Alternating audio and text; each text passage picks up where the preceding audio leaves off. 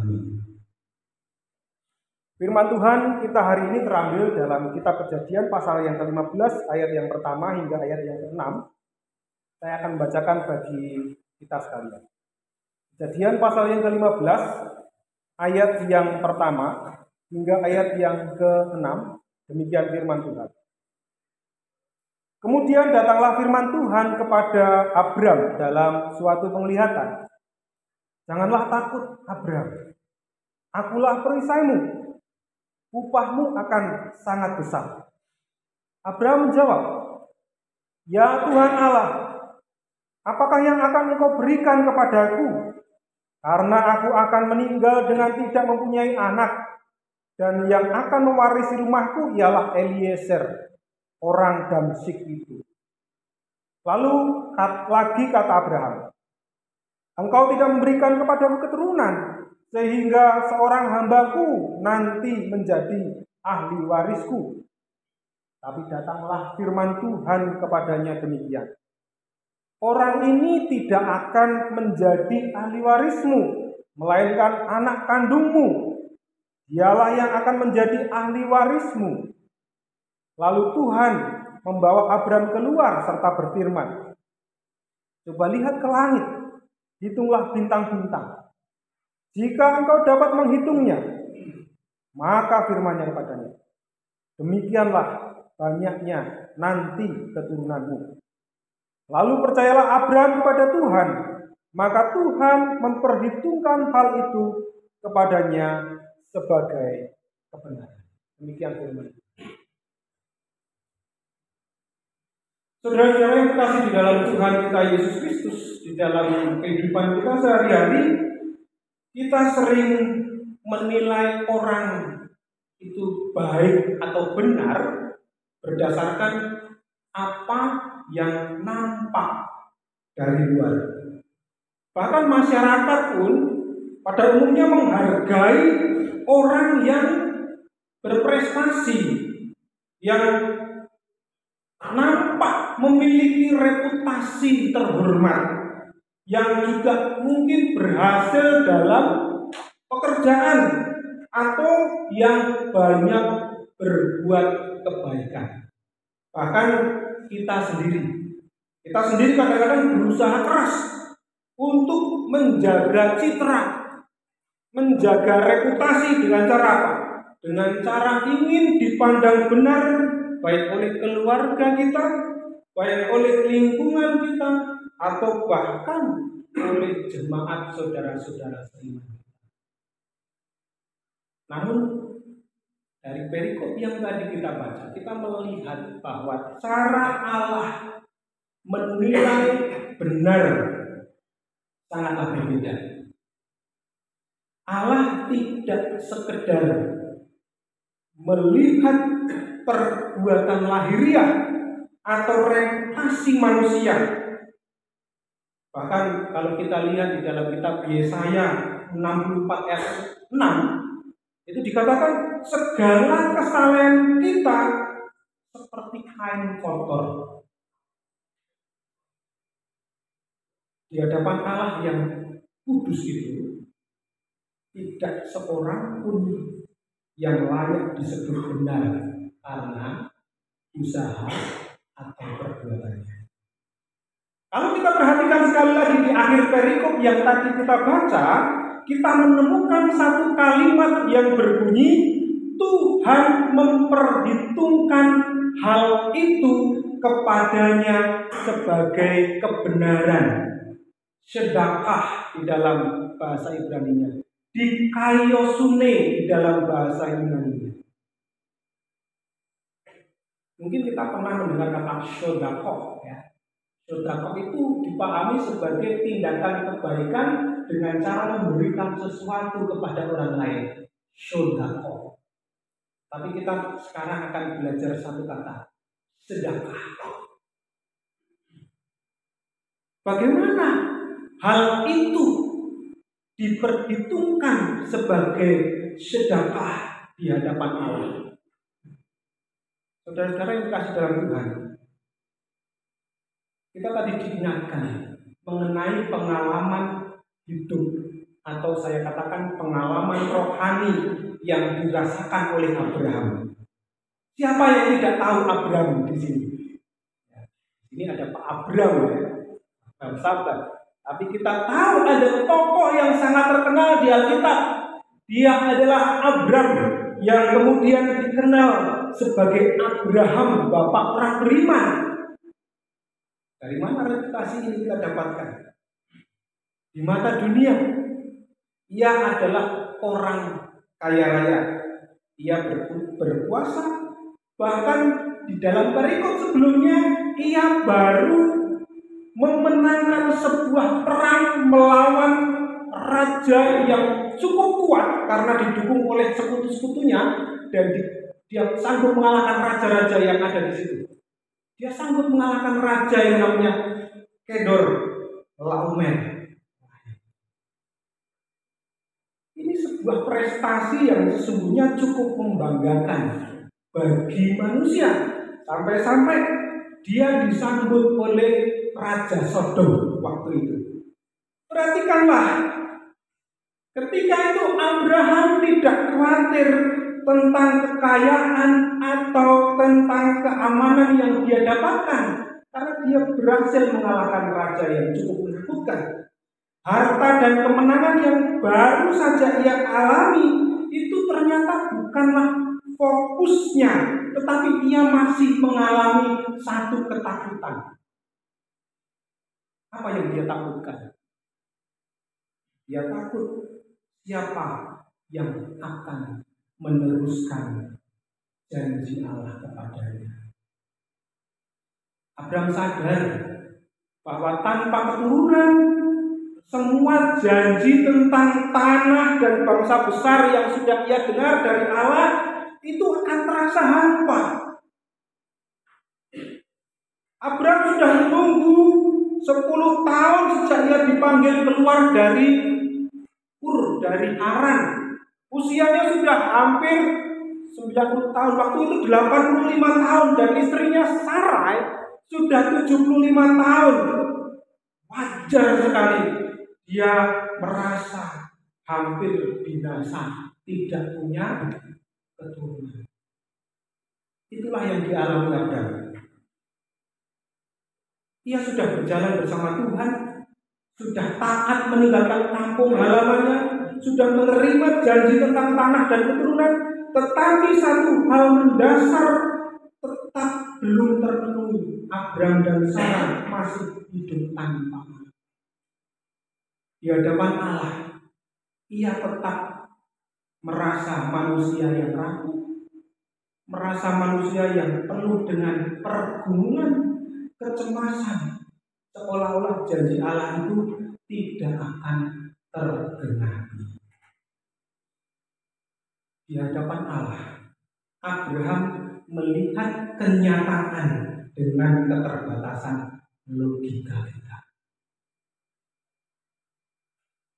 Saudara, di satu sisi kita diberkati dengan akal, dengan pikiran, dengan kecerdasan. Tetapi ketika kita melihat kenyataan yang kita alami, kita rasakan itu sebatas akal kita, sebatas rasio kita, maka seringkali itu menjadikan kita lupa terhadap janji Tuhan seperti yang dialami Abraham. Tetapi apa yang dilakukan? Firman Tuhan bekerja. Allah tidak memperhitungkan Abraham benar karena reputasinya. Seharusnya Allah menganggap benar atau hebat ketika Abraham itu mau pergi dari tanah kelahirannya atau menang perang terhadap Kedorlaomer. Bukan. Tetapi justru Allah memperhitungkan Abraham benar karena ia jujur dan mengakui kelemahannya, kekhawatirannya, dan ketakutannya di hadapan Tuhan. Abraham tidak menyembunyikan kegelisahannya. Ia mengatakan, "Ya Tuhan Allah, apakah yang Engkau akan berikan kepadaku karena aku tetap tidak mempunyai anak?" Ia bahkan berkata bahwa hambanya Eliezer yang akan menjadi ahli warisnya. Sesungguhnya ini ungkapan kekhawatiran, ungkapan kegelisahan yang ia jujur sampaikan kepada Allah. Apakah Allah murka atas pernyataan ini? Tidak, saudara-saudara. Justru di akhir perikop itu kita mendapati bahwa Allah memperhitungkan hal itu sebagai kebenaran. Apa yang dimaksud hal itu? Ia mengakui kelemahannya di hadapan Allah. Kejujuran Abraham di hadapan Allah adalah contoh bagi kita. Ia datang dengan doa yang jujur, penuh hormat, tetapi dengan penuh pergumulan pengakuan dia butuh penolong. Allah tidak memperhitungkan Abraham benar karena perbuatannya, karena reputasinya, melainkan karena dia mengakui kelemahannya dan ketakutannya di hadapan Allah. Kalau demikian kita ingat kisah dua orang yang berdoa di hadapan Allah. Satunya orang Farisi dan satunya pemungut cukai. Orang Farisi mengaku, aku sudah berbuat baik, memberikan perpuluhan, melakukan puasa dan beribadah kepadanya. Tidak seperti si orang itu.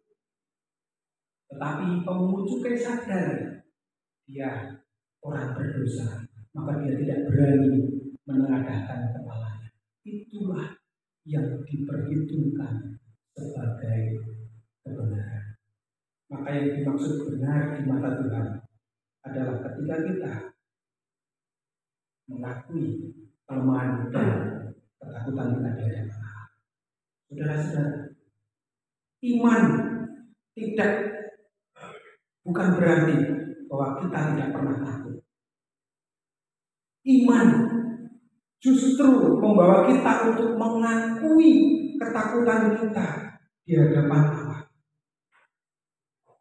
Saudara, bukankah setiap kita pernah mengalami ketakutan dan kegelisahan? Itu wajar, itu sangat manusiawi. Tetapi sayangnya kita lebih takut jatuh miskin, kita lebih takut tidak menerima pekerjaan, kita lebih takut tidak dapat jodoh, atau kita lebih takut dihina, direndahkan. Bukankah ketakutan yang seharusnya terus-menerus kita rasakan adalah ketakutan karena perbuatan dosa dan kesalahan yang berulang kali kita lakukan? Dosa kita, kebohongan kita, ketidaksetiaan kita, ketidakpercayaan kita, itulah yang membuat kita tidak layak di hadapan Allah. Dan itu yang perlu kita takutkan dan kita akui di hadapan Allah. Bukan kita banggakan, tapi kita akui di hadapan Allah.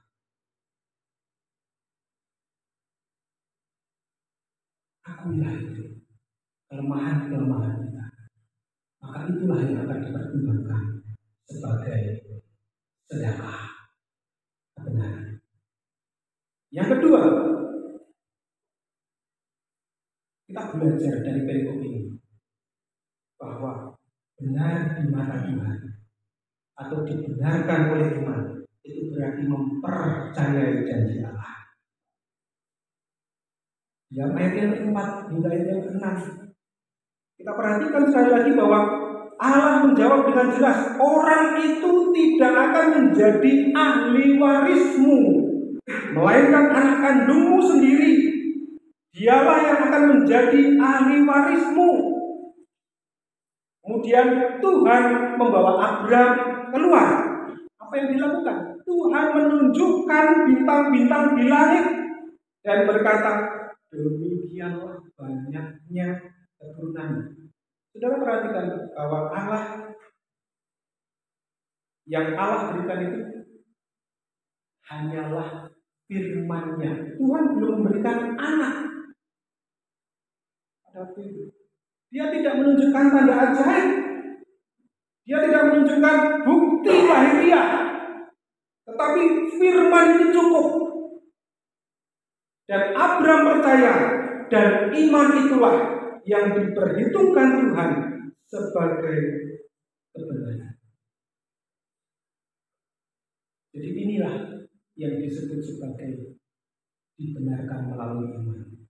Kebenaran bukanlah hasil usaha manusia, melainkan anugerah Allah yang diterima melalui iman.